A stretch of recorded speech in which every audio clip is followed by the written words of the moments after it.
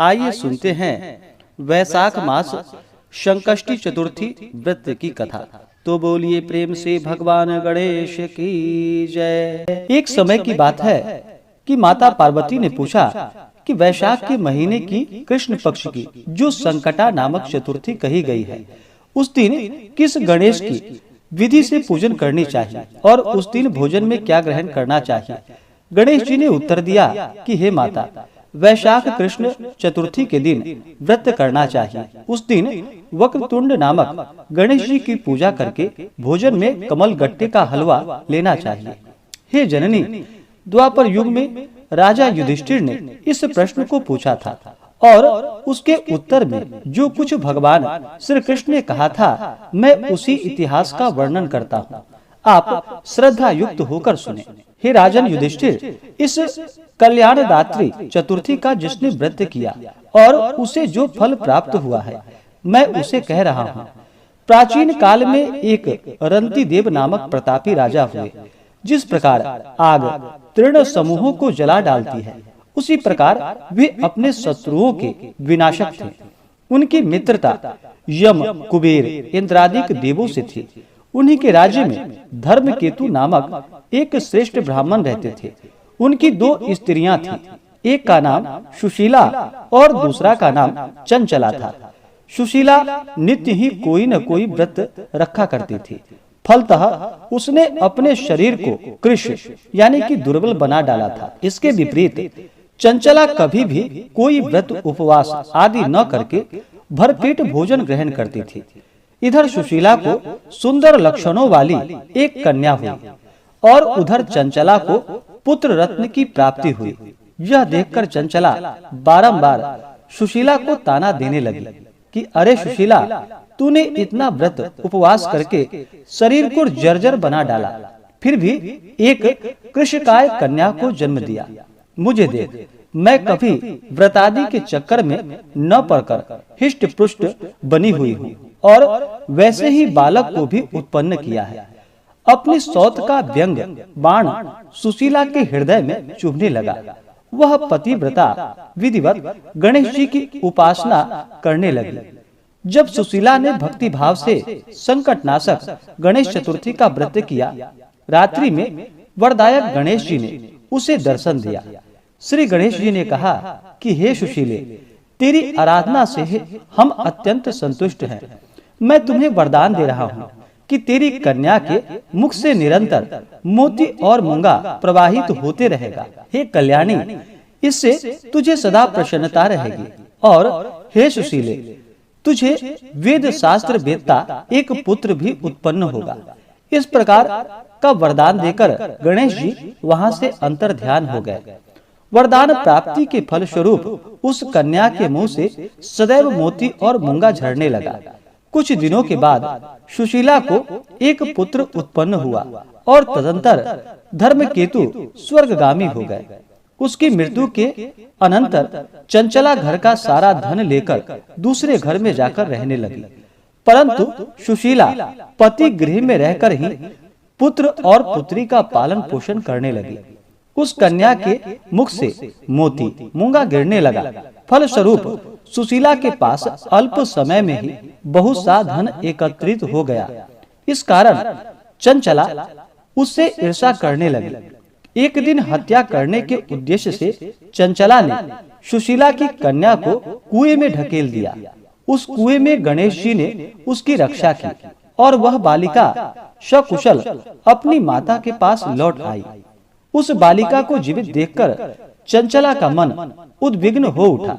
वह सोचने लगी कि जिसकी रक्षा ईश्वर करता है, उसे कौन मार सकता है। इधर सुशीला अपनी पुत्री को पुनः प्राप्त कर प्रसन्न हो गई। पुत्री को छाती से लगाकर उसने कहा, श्री गणेश जी ने मुझे पुनर्जीवन दान दिया है। अनाथों के नाथ गणेश जी ही हैं।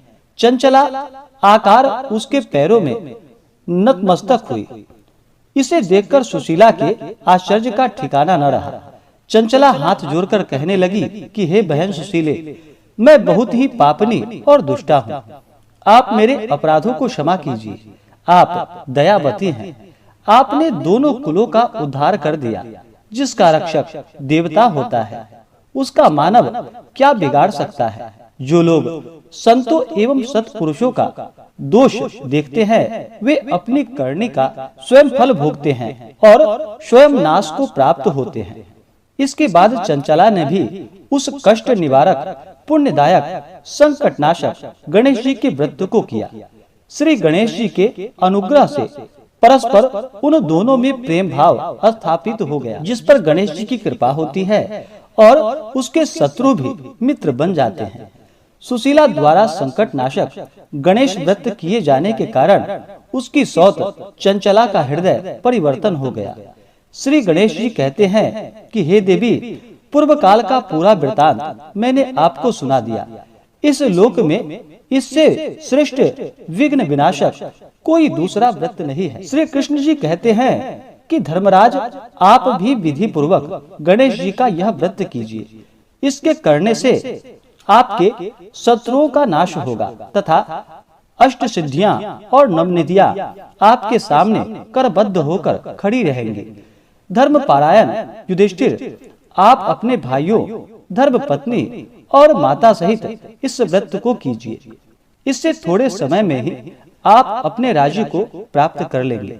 इस प्रकार से वैशाख कृष्ण संकष्टी गणेश चतुर्थी की कथा पूर्ण हुई। तो बोलिए प्रेम से भगवान गणेश की जय, भगवान भोलेनाथ की जय, माता पार्वती की जय।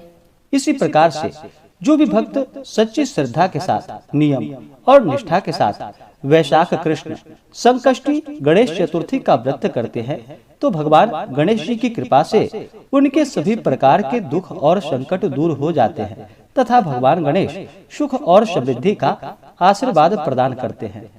जो भी संकष्टी गणेश चतुर्थी का व्रत करते हैं उन्हें व्रत के दौरान जो कि शुद्ध और सात्विकता का पालन करना चाहिए, ब्रह्मचर्य का पालन करना चाहिए, दिन भर उपवास रहते हुए इस व्रत को धारण करना चाहिए। जो उपवास नहीं रह पाते हैं, जिनका स्वास्थ्य सही ना हो, वो एक समय फलाहार ग्रहण करे और शाम को चंद्रोदय होने पर उस समय भगवान गणेश जी का साथ में माता दुर्गा, जिसे कि चौथ माता के नाम से जाना जाता है, तो माता चौथ का पूजन करे। उसके बाद चंद्रोदय होने पर चंद्र देवता को अर्घ्य प्रदान करे। चंद्र देवता को जो कि कच्चे दूध का या जल का अर्घ्य प्रदान करना चाहिए। अक्षत, पुष्प, धूप, दीप आदि से पूजन करनी चाहिए। उसके बाद ही यह व्रत पूर्ण माना जाता है। उसके बाद भोजन में जो कि तेल युक्त भोजन बिल्कुल भी नहीं होना चाहिए। घृत युक्त भोजन बना करके उसे श्रद्धा भक्ति भाव के साथ प्रसाद के रूप में ग्रहण करना चाहिए।